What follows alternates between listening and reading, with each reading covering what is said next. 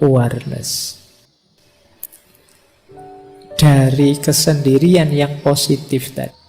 Yang kedua tadi, nilai-nilai positif dari kesendirian. Sekarang from solitude to spiritual awareness. Dari kesendirian yang positif tadi, sekarang kita bawa naik menuju Tuhan. Menuju kesadaran spiritual. Sejauh mana kesendirian kita bermakna spiritual. Nanti kita akhiri dengan beberapa wawasan dari Imam Ghazali. Saya ambil misalnya dari Thomas Merton. Kata Merton, orang yang takut sendirian pasti akan kesepian. Tidak peduli berapa banyak orang di sekelilingnya. Namun orang yang belajar dalam kesendiriannya, berdamai dengan kesepiannya, dan lebih memilih kenyataan daripada ilusi persahabatan, akan menyadari kehadiran Tuhan yang tak terlihat. Jadi kalimat dari Merton ini bisa kita urai satu-satu. Yang pertama, orang yang takut sendirian pasti akan kesepian. Tidak peduli berapapun banyaknya orang di sekelilingnya. Tadi kan ada orang yang memang senang sendirian, ada yang tidak suka sendirian. Tentu saja yang tidak suka sendirian, ketika mengalami sendirian, dia akan merasa kesepian. Kuncinya bukan pada banyak temannya atau sedikit temannya. Pemaknaan dia terhadap sendirian itu.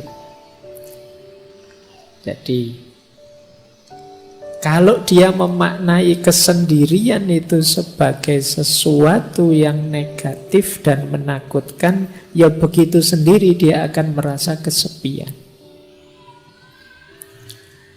Nah, biar tidak begitu bagaimana?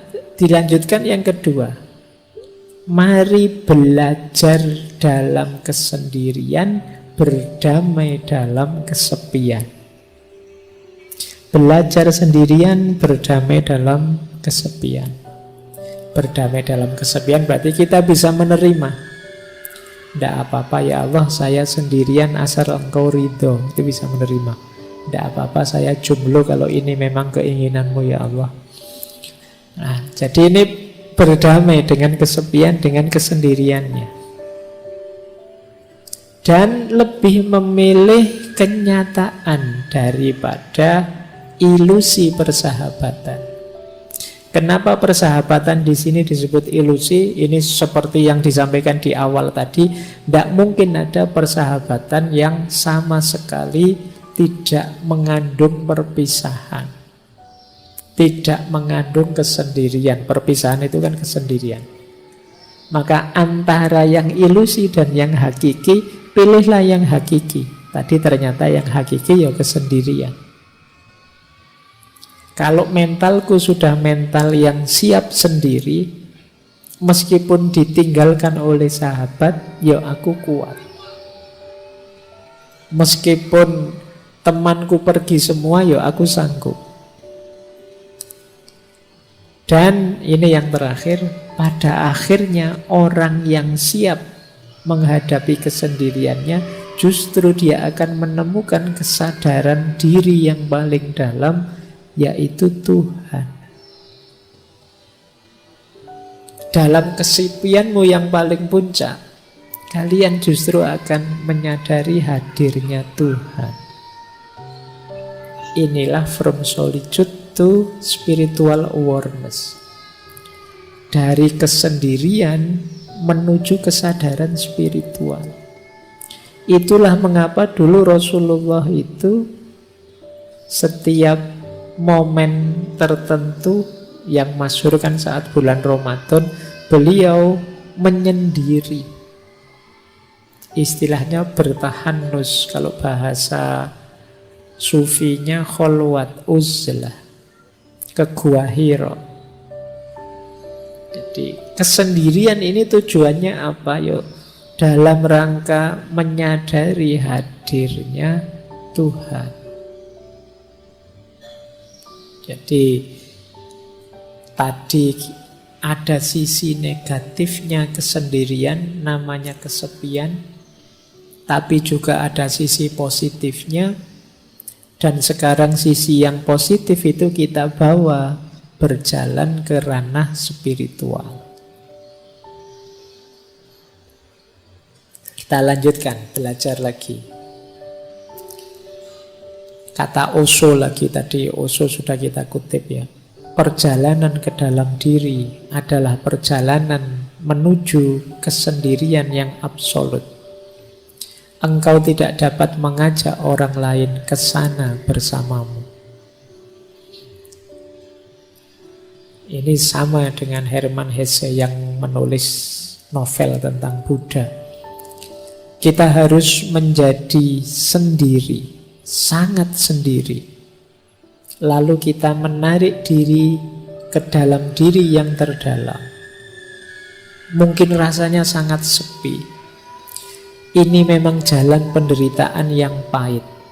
Tetapi kemudian kesendirian kita akan teratasi. Kita tidak lagi merasa kesepian. Karena kita menemukan bahwa dalam diri kita yang terdalam ada jiwa, yaitu yang ilahiyah yang tak terpisahkan. Lalu kita menemukan diri kita berada di tengah-tengah dunia, namun tidak terganggu oleh keserbaragamannya. Karena jiwa kita yang paling dalam itu membuat kita tahu bahwa diri kita adalah menjadi satu dengan semua makhluk. Jadi kesadaran spiritual itu nanti bertahap. Yang pertama, kesadaran bahwa hakikatnya kita sendiri. Karena hakikatnya kita sendiri, terus kita masuk ke dalam diri. Saat kita masuk ke dalam diri, di situ kita ketemu inti diri kita yang sifatnya ilahiyah, yang disebut ruh. Kesadaran ruhaniyah ini, kalau memang sudah kita pahami, pada akhirnya kita akan kembali lagi ke dunia, tapi sudah tidak tergoda lagi. Dengan kesadaran bahwa semua makhluk hakikatnya satu, yaitu ciptaannya Allah, citranya Allah, citranya Tuhan. Inilah from solitude to spiritual awareness. Jadi diawali dari sendiri, sendiri yang tidak kesepian, dilanjutkan dengan perjalanan ke dalam diri, dipuncai dengan kesadaran ilahiyah, diterapkan dalam hidup sehari-hari, yang tidak merasa ada bedanya semua makhluk dan tidak tergoda oleh warna-warni duniawi. Inilah from solitude to spiritual awareness. Konkretnya apa? Kalau dalam dunia tasawuf, uzlah. Ada 3 istilah dalam dunia tasawuf yang dekat dengan uzlah. Ya, yang pertama uzlah itu sendiri, yang kedua zuhud, yang ketiga kholwat. Zuhud itu kondisi jiwa yang tidak tergoda oleh hal-hal duniawi. Kalau uzlah itu menjauhkan diri dari keramaian. Kalau kholwat itu memisahkan diri dari keramaian, berdua dengan yang dicintai, yaitu Allah. Jadi uzlah itu menjauhnya, kholwat itu berduaannya.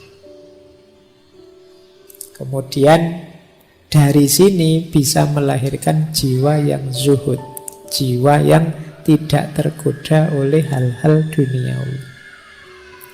Jadi ternyata kesendirian tadi bisa jadi, kalau bahasa tasawufnya, salah satu mode suluk. perjalanan kita untuk menuju Allah.